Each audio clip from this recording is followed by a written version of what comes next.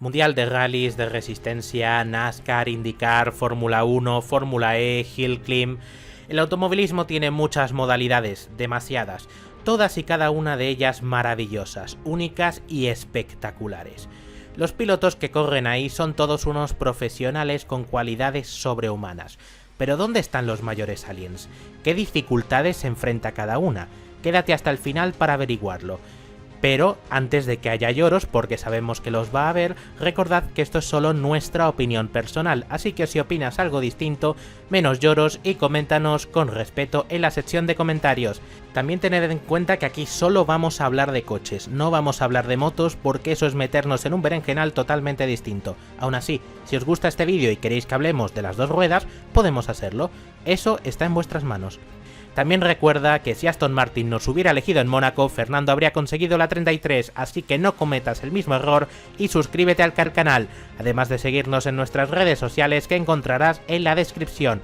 Dicho lo cual, un mensaje de nuestro patrocinador y empezamos. Este vídeo está patrocinado por Automosiona, la consultora de marketing de última generación que conducirá al éxito a tu concesionario. Diseño web, chatbot, publicidad semiprogramática, email y SMS, aplicación para fotografiar tu stock de vehículos, CRM inteligente, enriquecimiento de leads, salones comerciales, eventos en instalaciones, mobiliario para stands e incluso pantallas LED para tu negocio. Automosiona tiene la solución de marketing 360 grados que tu concesionario necesita. Descúbrela en www.automosiona.com. Comenzamos con los monoplazas, entre los que se incluye la categoría reina del automovilismo, que es la IndyCar, como todos sabemos, y la autoproclamada como es la Fórmula 1. Ahora en serio, monoplazas. Primero, tenemos que recalcar la velocidad de esos coches. Por ejemplo, en la Indy tenemos velocidades de hasta 378 km por hora en el óvalo de Indianápolis, una absoluta barbaridad. También debemos recalcar la brutal aceleración con un 0 a 200 en 5 segundos gracias a la enorme potencia que suelen tener sus motores y a los diferenciales más avanzados, que incluso pueden modificarse electrónicamente mientras el coche se encuentra en pista. Pero lo más importante de los monoplazas es su espectacular paso por curva gracias a la carga aerodinámica. Un ejemplo de ello es ver a los Fórmula 1 en las enlazadas de Magos y Beckett en el circuito de Silverstone, donde los pilotos pueden entrar a más de 300 km por hora soportando hasta 6G laterales, una auténtica locura. También lo vemos en Eau Rouge, donde la adherencia de estos coches sencillamente no tiene sentido, tanto así que actualmente y desde hace ya varios años es una curva a fondo muy fácil. Por ende, una de las dificultades más importantes que afrontan los pilotos de monoplazas es la exigencia física. Los pilotos de IndyCar, al carecer de dirección asistida, tienen que hacer un esfuerzo brutal en cada curva a la hora de meter el coche, por no hablar de los continuos contravolantes. Esto hace que tengan que entrenar los brazos mucho más que un piloto promedio, que ya es decir, mientras que en la Fórmula 1 ocurre lo mismo con los cuellos, ya que el cuello de un ser humano promedio, como podríamos ser cualquiera de nosotros, tanto yo que estoy narrando el vídeo como cualquiera de ustedes que lo está viendo, no sería capaz de soportar desaceleraciones de 300 a 100 km por hora en tan solo una frenada o pasos por curva a más de 250. Por ejemplo, mirad este vídeo de Checo Pérez entrenando. O este vídeo de Carlos, donde va a ser intenta estamparle la cara contra el pastel, pero es completamente incapaz. Y si seguís sin creerme, no pasa nada. Aquí vemos lo que le pasaría a una persona normal y corriente yendo afectada por las fuerzas G que sufre un monoplaza. Y creedme, no está yendo al máximo el piloto, eso tenedlo por sentado. En general, las preparaciones de estos pilotos son bestiales y el esfuerzo físico que realizan en cada carrera también es brutal, llegando a perder entre 2 o 3 kilos tras una carrera debido a la enorme sudoración, al estar en un cockpit a 60 grados con trajes ignífugos y soportando fuerzas brutales en cada curva. Pero no hace falta que os hable yo del tema, pudiendo hacerlo un piloto profesional. Tuvimos la ocasión de charlar con Salvador de Alba, piloto mexicano de la Indy NXT, la categoría previa a la IndyCar, que hizo el paso de la NASCAR México a los monoplazas y las diferencias son más que notables. También la conducción es mucho más impredecible y compleja que en un coche cualquiera. Un monoplaza obliga al piloto a extraer el 100% en cada curva debido a que las diferencias son de milésimas de segundo. También hay otra cosa interesante, y es algo que solo te puede dar la aerodinámica. Es posible que una curva que a 180 no puedas hacerla, a 220 o más sí que puedas, porque el doble de velocidad es el cuádruple de fuerza de succión, así que a veces para hacer una curva no tienes que ir más despacio, sino más rápido. Ya haremos un vídeo explicando esto con mayor detalle. Y sí, también tuvimos la ocasión de que Salvador nos comentara la diferencia entre un coche con techo, como por ejemplo los NASCAR México, y un monoplaza. Además, el margen de error es muchísimo más pequeño. Corregir un fallo en un monoplaza es muchísimo más difícil que en otro tipo de coches. Y ya finalizando con los monoplazas hablaremos del peligro. Un peligro que es mayor a lo que puede ser en un GT o Stock Car, ya que los impactos suelen ser a mayor velocidad. Los vuelcos también son más peligrosos y el habitáculo es menor al de cualquier otro vehículo. Y lo más importante, no hay techo. Aunque en los últimos años en todas las categorías de monoplazas se haya incorporado el halo o aeroscreen para reducir el peligro de no estar cubiertos, pero el riesgo de no llevar un techo siempre seguirá estando ahí.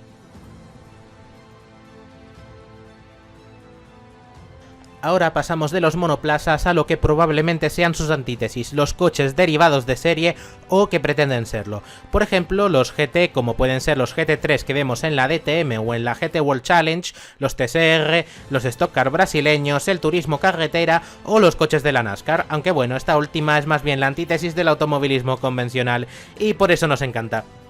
Primero de todo, este tipo de vehículos tiene un peso infinitamente superior a los monoplazas. Esto se debe al tipo de motores que utilizan, además de que la carrocería no está totalmente hecha de fibra de carbono, sumado a que en general estos coches no son prototipos, sino coches deportivos de calle adaptados a competición, como puede ser por ejemplo un Lamborghini Huracán, o por el contrario coches que pretendan parecerlo, como son los coches de la NASCAR. Su paso por curva en general es lento comparado con, por ejemplo, los monoplazas, pero aquí entramos en un terreno pantanoso, ya que por ejemplo los GT y los Stock Car son muy diferentes.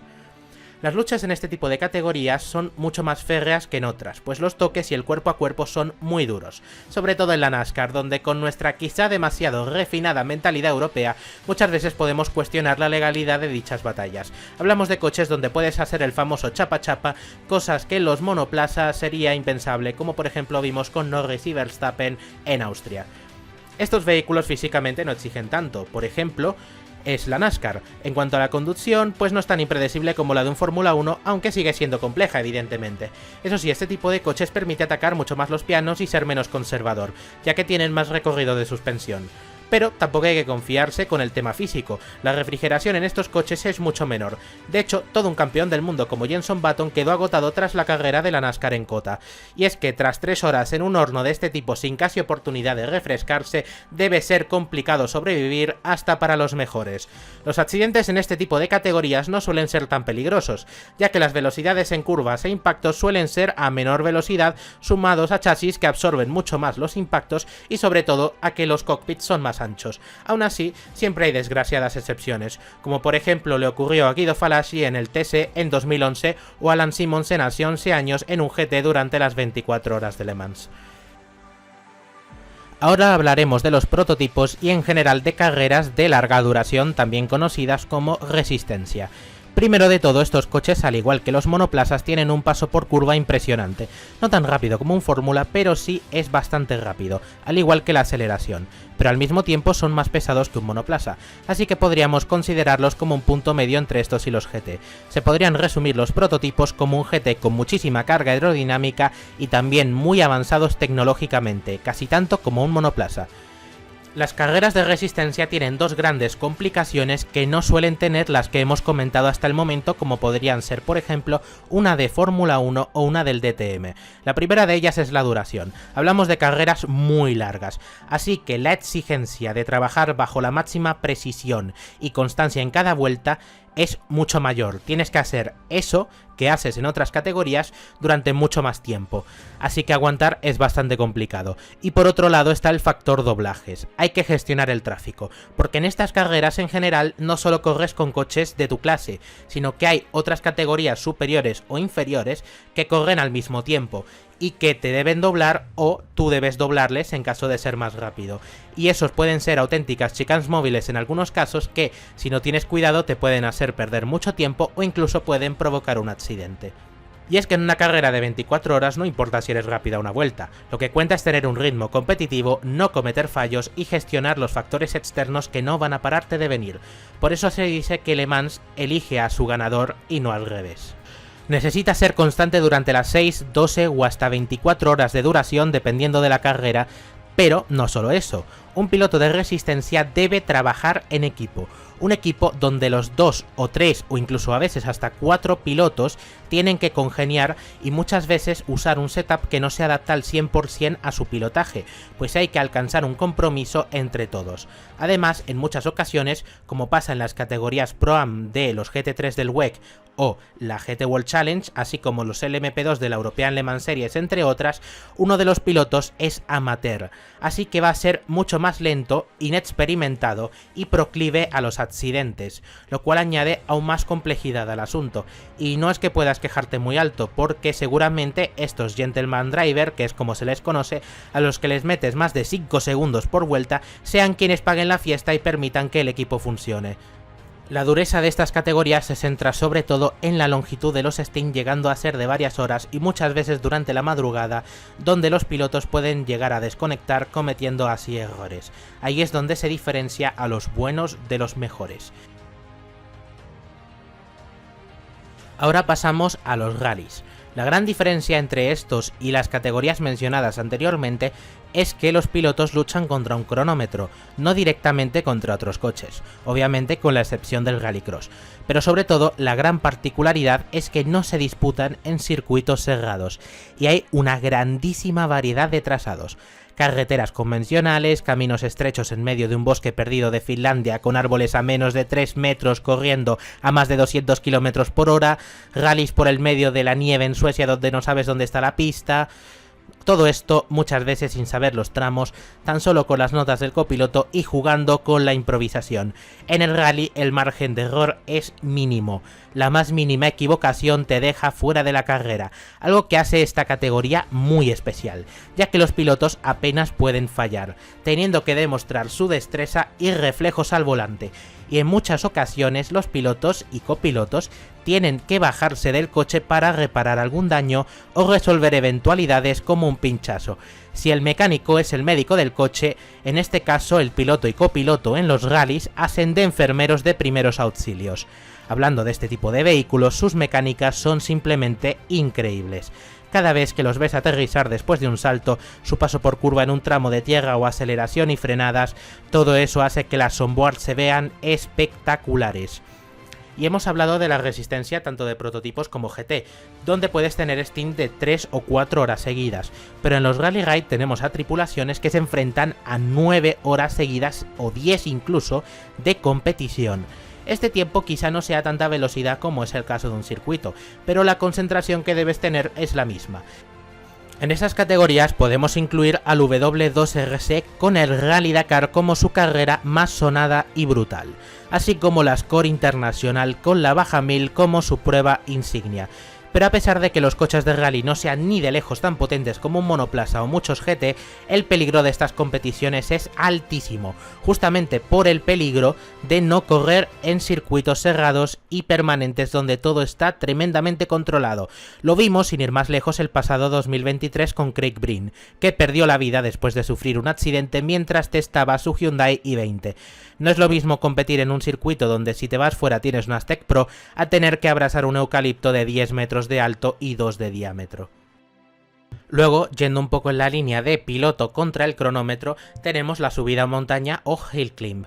Esta es una categoría de la que apenas se habla, pero queríamos meterla en este vídeo. Al igual que en el rally tradicional, se intenta ir lo más rápido posible, pero en este caso se hace durante varias mangas en el mismo tramo y sin copiloto. En este tipo de categorías nos encontramos una grandísima variedad de vehículos como pueden ser incluso fórmulas, barquetas, GTs y coches de calle preparados buscando hacer el mejor tiempo. Sí, probablemente no haya que estar muy bien de arriba para competir aquí. Al igual que en los rallies, los pilotos de subidas conducen por carreteras convencionales con pendiente, aunque a diferencia de los rallies, aquí a los pilotos se les permite entrenar el tramo pero con coches de calle. Eso sí, pese a todo el riesgo es mucho mayor, ya que las velocidades son mucho mayores, y en algunas subidas como la rampa de Alfalperra se superan los 260 km por hora entre guardarraíles. Esto hace que el margen de error siga siendo mínimo. Tanto los pilotos de rally como los de subida de montaña quizá no tengan el prestigio que tienen los anteriores, especialmente estos últimos, pero asumen un riesgo mucho mayor a la hora de tener un accidente, y muchas veces ellos se juegan los ahorros de sus vidas a nivel regional o autonómico simplemente para cumplir con su sueño o con su pasión.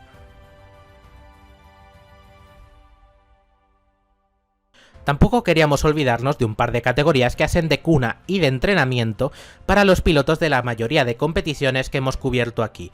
La primera de ellas, por supuesto, es el karting, y es que los campeones del mañana se forjan en su grandísima mayoría en los circuitos de karting de todo el mundo, y aunque estos vehículos sean mucho menos potentes y con apariencia de juguete frente a todo lo que hemos visto hasta ahora, que eso no se engañe, son muy jodidos de llevar.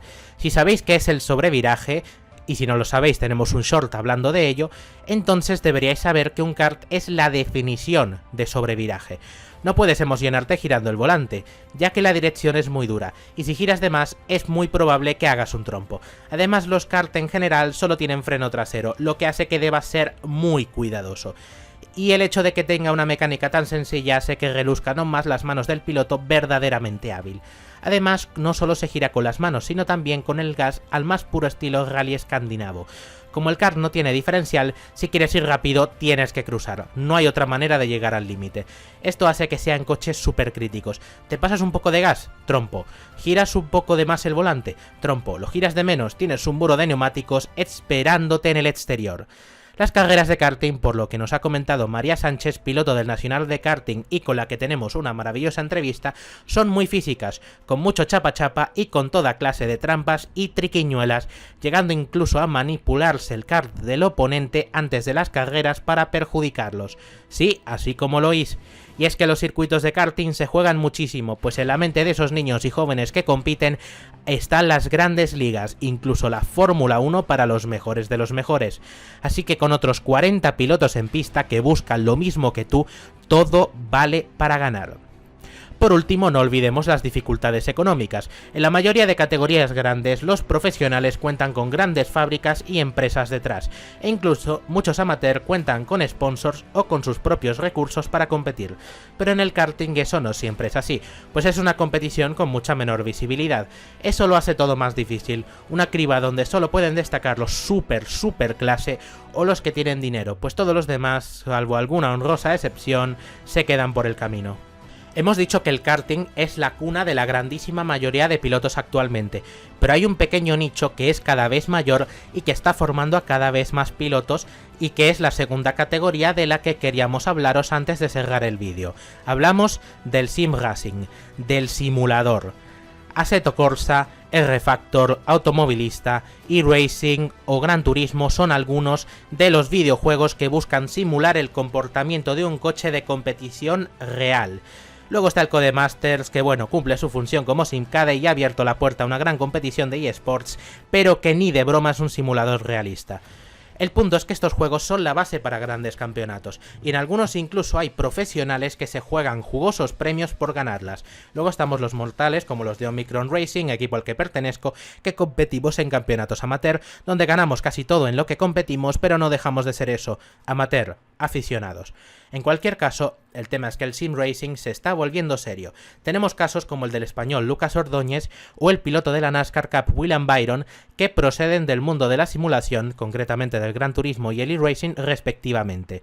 Es decir, que cada vez más pilotos reales se curten, al menos de forma parcial, en los simuladores. Y es que esto es algo que tiene mucho sentido, pues permite aprender a llevar distintos tipos de coche, además muy diferentes, y a un bajo coste, pues salvo el PC Gamer y el volante no te vas a gastar mucho más. Puede parecer una gran inversión, pero en comparación con competir en cualquiera de las categorías antes mencionadas, es bastante barato. Básicamente no te vas a dejar dinero en combustible, neumáticos o reparaciones, como mucho en la suscripción mensual a iRacing. El punto es que estas carreras ya no son solo un juego para muchos, son bastante desafiantes. Al fin y al cabo, pierdes una de las mejores herramientas con las que cuenta un piloto, su culo. Sí, porque bajo el asiento un piloto puede tener control sobre lo que pasa, pero en el simulador esto solo viene dado por las manos o por la calidad del volante que se tenga. La gran ventaja a cambio es que no necesitas estar en forma para correr en el simulador, no tienes por qué ser un profesional y obviamente no existe riesgo alguno de sufrir daños a diferencia de lo que pasa en la vida real. Evidentemente el Sim Racing ni de broma se acerca a tener a los mejores pilotos, pero démosle tiempo.